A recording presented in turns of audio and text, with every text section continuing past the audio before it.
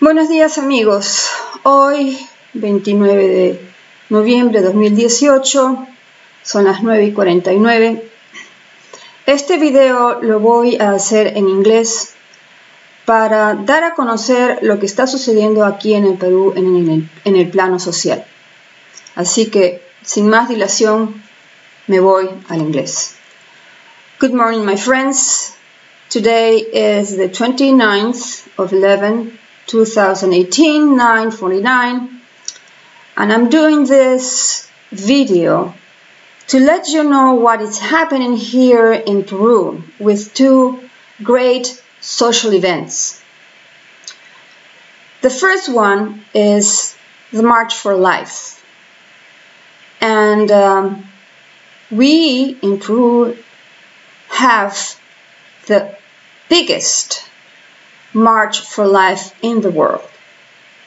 Last 5th of May this year, 800,000 people gathered to protect life, but not only life, we also were protecting the natural family, mother, father, and children. This march has been going for now decades, actually, and it's usually the people that gather are Catholics, mainly Catholics, but we also have a very good number of evangelical and Christians, brothers and sisters. All of us are united to protect something that we feel is sacred, our children and our families. Let me explain something about our traditions. In pre-Spanish era history, family was the base of the Andean societies, but family for the Andean society not only comprehend mother, father, and children. It was the whole community. Everybody from one group were supposed to be together. They were supposed to defend each other. And if a member of this family was rejected, could not find another place to be with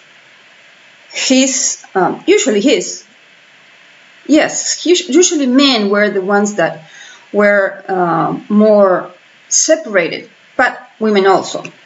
Anyways, the members of the community, what we call ayllus, were knit tightly. It was the safety net for every human being, from newborn to natural death. And that was in the pre-Spanish Peruvian inhabitants. When the Spanish came, we received the Catholic religion. And mainly the Indians, or the not Indians, it's Andeans actually, the Andes habitants, Andes from the mountains. These people knew and received the Catholic religion because it was sort of kin to what they believed. They believed in matrimony, marriage between a man and a woman. Usually the lower classes married for life, but there was a sort of like a divorce or separations, but actually that was not strange, but not the usual thing, not the usual custom. once a woman married a man, they tend to be together all their lives. There was not only the social aspect, but there was also the economic aspect, because all the members of the community of the Ayllu had to work together. So if you lose one member, if the community loses one member, the strength of the community was diminished. So it was a logical thing.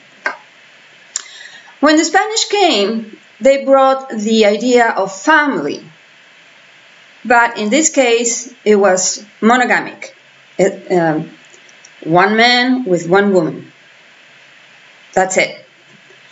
So, as I said, the lower echelon of the society was used to that, but the nobility was not so open. Nevertheless, they accepted the costume, and now, today, in Peru, the family is usually one man, one woman, and their children, and that's it.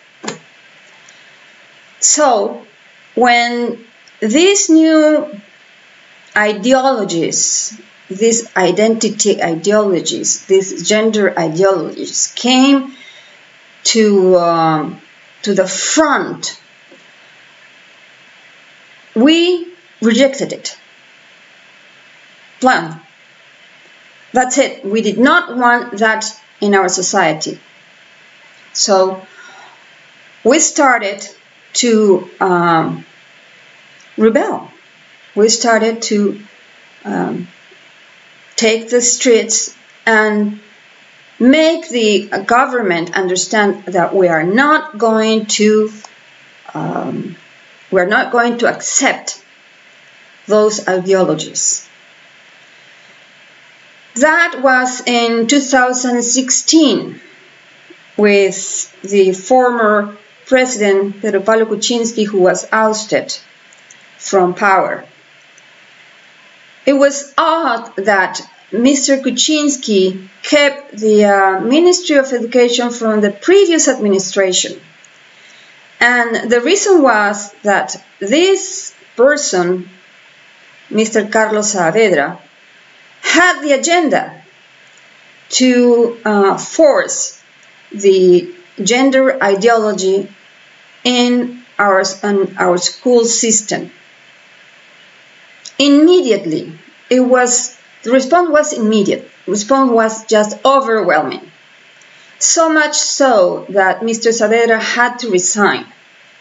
The next Ministry of Education tried to give a new twist to make it more palatable for us, or palatable. But it did not work, and she had to resign too. And now there is a movement which is huge, that is called Con mis hijos no te metas, which is the second social event that I am going to talk about. First is the March for Life, which is intrinsically linked to this other movement. In English is "Do not mess with my kids." What happened was that with this new curricula or syllabus in the school system, the Ministry of Education was applying the gender identity to our children.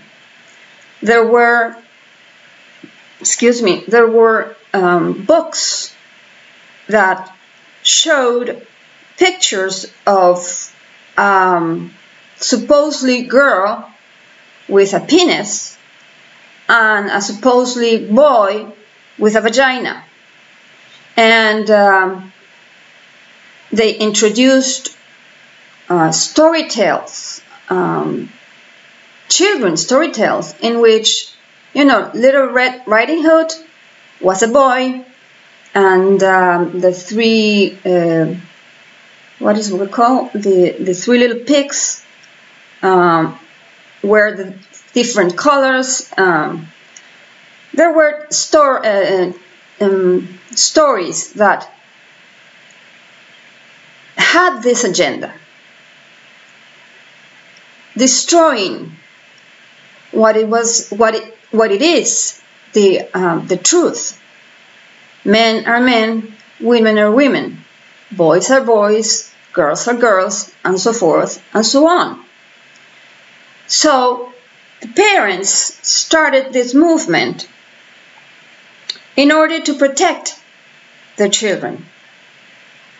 And also, again, this movement, Do Not Mess with My Kids, marched towards the Ministry of Education, and it was also huge. Really huge. Okay, last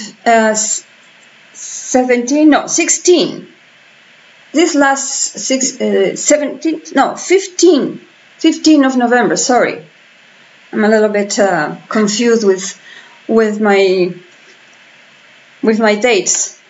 I'm in the middle of exams here. Anyways, this last Thursday, 15, leaders of March for Life from 17 countries came to Lima to participate in the first, what is it called? The first Congress to exchange information and experiences in preparing and conducting March for Life, the Marches for Life around the world. And why Lima? Because we here in Peru, we have the biggest March for Life in the world. And it's not only in Lima, it's in all the major cities. Not only major, everywhere. People are against abortion, against euthanasia, against contraceptives, anything that has to do with death, the death of our children. We have a sacred mission to protect life. That's our goal. We have to protect life and to protect the children from this, I don't know how to call them. They're poison. They're really poisonous agendas. Of course, all of which come from the UN, the EU, and the, what is it called in English? I don't know. We call it OEA, which is the Organización de Estados Americanos. It's the American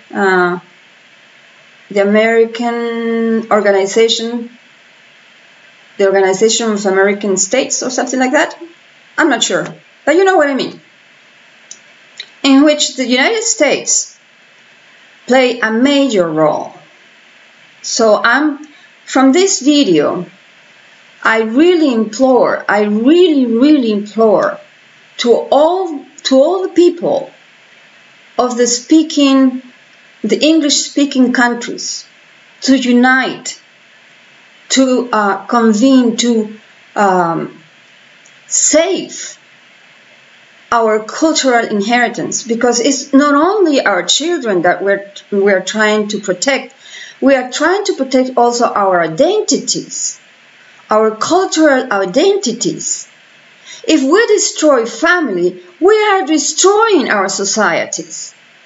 We are destroying the values and principles that have been handed down to us.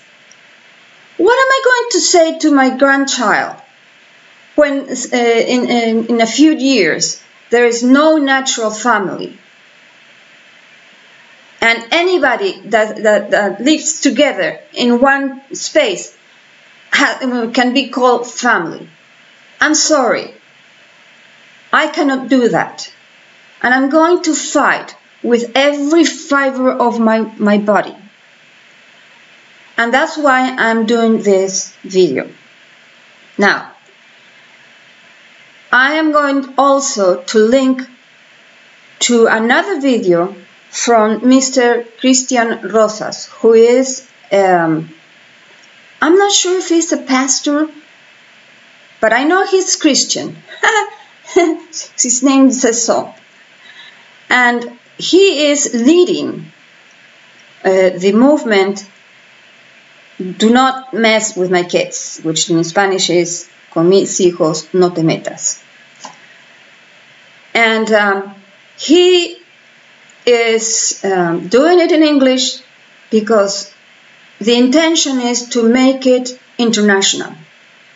And that is why I'm doing this video also, to explain to you what is going on and why it is going on. You may not be Catholic, you may not be Christian, maybe you are just a person of goodwill. In the name of that goodwill, share this video, share the video of Mr. Cristian Rosas, share the view of a natural family, share your concern for your culture, for your country. That's what this video is about. And I hope to hear from you. Please leave your comments, subscribe to my channel if you want, but my channel is in Spanish, so I'm sorry for those English speakers. I don't do this video very regularly.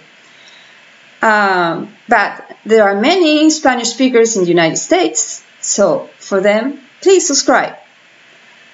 Also, I am in Twitter, in Google+, and what else?